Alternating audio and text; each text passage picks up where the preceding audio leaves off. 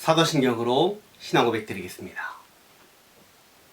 전능하사 천지를 만드신 하나님 아버지를 내가 믿사오며 그 외아들 우리 주 예수 그리스도를 믿사오니 이는 성령으로 잉태하사 동정녀 마리아에게 나시고 본디오 빌라도에게 고난을 받으사 십자가에 못 박혀 죽으시고 장사한 지 사흘 만에 죽은 자 가운데서 다시 살아나시며 하늘에 오르사 전능하신 하나님 우편에 앉아 계시다가 저리로서 산자와 죽은 자를 심판하러 오시리라. 성령을 믿사오며 거룩한 공회와 성도가 서로 교통하는 것과 죄를 사하여 주시는 것과 몸이 다시 사는 것과 영원히 사는 것을 믿사옵나이다. 아멘. 찬송가 304장입니다.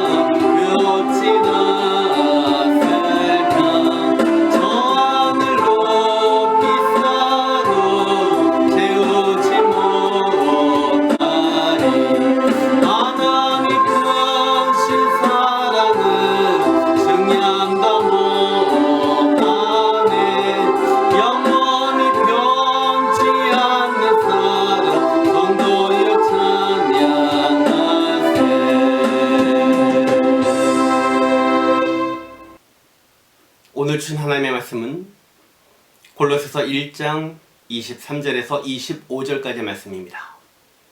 제가 봉독해 올리겠습니다. 만일 너희가 믿음에 거하고 터 위에 굳게 서서 너희 들은 바 복음의 소망에서 흔들리지 아니하면 그리하리라. 이 복음은 천하 만민에게 전파된 바요 나 바울은 이 복음의 일꾼이 되었노라. 나는 이제 너희를 위하여 받는 괴로움을 기뻐하고 그리스도의 남은 고난을 그의 몸된 교회를 위하여 내 육체에 채우노라. 내가 교회의 일꾼 된 것은 하나님의 너희를 위하여 내게 주신 직분을 따라 하나님의 말씀을 이루려 함이니라. 아멘. 할렐루야. 거룩한 주일날 주 앞에 나와 예배하는 여러분에게 하나님의 사랑과 은혜가 넘쳐나시기를 주님의 이름으로 축원을 드립니다. 미국 서부 개척대의 이야기입니다. 사람들이 먼 거리를 이동하는 이동수단으로 역마차를 탔습니다. 그 안에는 세 종류의 좌석으로 나누어 주었는데요. 1등석, 2등석, 3등석입니다. 1등석의 사람들은요, 역마차가 고장이 나도 그 자리에 가만히 앉아있는 사람들이고요. 2등석의 사람들은요, 역마차가 고장이 나면 마차에서 내려서 길가에 서서 마차가 고쳐질 때까지 기다리는 사람들입니다. 3등석 사람들은요, 역마차가 고장이 나면 마차에서 내려서 마부와 함께 밀던가 아니면 같이 고치는 일에 도움을 주는 사람들입니다. 교회도 마찬가지인가 생각이 듭니다. 교회 안에도 세 종류의 사람이 있습니다. 가만히 대접만 받고 자는 사람이 있는가 하면 옆에 서서 잘하나 보자 구경하는 사람이 있고요. 세 번째로는 최선을 다해서 충성하는 일꾼들이 있다는 것입니다. 사도 바울은요, 오늘 골로새 교회를 향해서 편지하는 가운데 자신을 가리켜서 나는 교회의 일꾼이다 라고 고백을 합니다.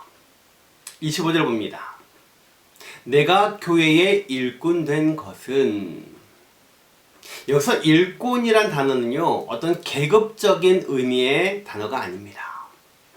여기서 일꾼이라는 것은요, 원어에 보면은 디아코너스 해가지고요, 종, 수행자, 대사, 집사 이런 뜻입니다. 그러므로 일꾼은 바로 종인 거예요. 오늘날 교회에서 집사님, 집사님 이렇게 얘기합니다. 그 집사님은 바로 일꾼, 즉 종의 개념을 갖고 있는 거죠. 바울이 골로새서를 쓰게 된 주요한 동기는요, 당시 골로새 교회가 영적 위기에 처해 있었습니다. 그 위기를 극복하기 위해서는 필요한 것이 바로 일꾼이었던 것이죠. 바울은요, 골로새 교회에 일꾼이 부족하구나, 정말 이 교회에 참된 일꾼이 부족하다, 참된 일꾼이 세워졌으면 좋겠다라는 마음을 가지고 이 편지를 썼던 것입니다. 23절 보겠습니다. 만일 너희가 믿음에 거하고 터 위에 굳게 서서 너희 들은 바 복음의 소망에서 흔들리지 아니하면 그리하리라. 이 복음은 천하 만민에게 전파된 바요, 나 바울은 이 복음의 일꾼이 되었노라. 오늘 본문에서 강조된 단어가 있는데 바로 굳게 서서 흔들리지 아니하면, 사도 바울은요, 왜 이런 강조를 했을까요? 골로새 교회는요, 지금 굳게 서 있지 못한 사람들이 있었다는 거예요. 그리고 흔들리고 있는 사람들이 있었다는 것입니다. 그래서 바울은요, 골로새 교인들이 굳게 서고 흔들리지 아니하는 하나님의 일꾼이 되기 위해서 그들이 가져야 할 확신이 필요했던 것입니다. 그 확신이 무엇입니까? 바로 복음의 소망에 대한 확신이었습니다. 우리가 하나님께 쓰임받기 위해서는요, 하나님께 쓰임받는 일꾼이 되기 위해서는요, 바로 복음의 소망에 대한 확신이 있어야 하는 것입니다. 믿습니까? 23절 다시 봅니다. 만일 너희가 믿음에 거하고 터 위에 굳게 서서 너희 들은 바 복음의 소망에서 흔들리지 아니하면 그리하리라. 이 복음은 천하 만민에게 전파된 바요, 나 바울은 이 복음의 일꾼이 되었노라. 복음의 소망에 대한 확신을 가지고 흔들리지 말아야 한다고 말하고 있는 겁니다. 그리고 마지막 부분에 뭐라고 말합니까? 나 바울은 이 복음의 일꾼이 되었다, 이렇게 말하고 있어요. 25절에서 자신을 교회의 일꾼이라고 고백한 바울은 23절에서 자신을 복음의 일꾼이라고 먼저 강조합니다. 교회의 일꾼이기 이전에 먼저 복음의 일꾼이라는 거예요. 여러분, 이 순서는 매우 중요합니다. 왜냐하면요, 만약에 어떤 사람이 복음에 대한 확신을 갖지 못하고 교회에 나온 어떤 연수에 대해서 오래 다니면서 세월이 흘러서 교회의 직분자가 되었다고 칩시다. 그런데 그 사람은 복음에 대한 확신이 없어요. 여기서 바로 교회에 많은 문제들이 생기게 된다는 것입니다. 복음에 대한 확신이 없이 직분을 가지고 일하면 인간의 생각, 세상적인 생각으로 하게 되기 때문에 교회에 많은 문제가 생기게 된다는 거예요.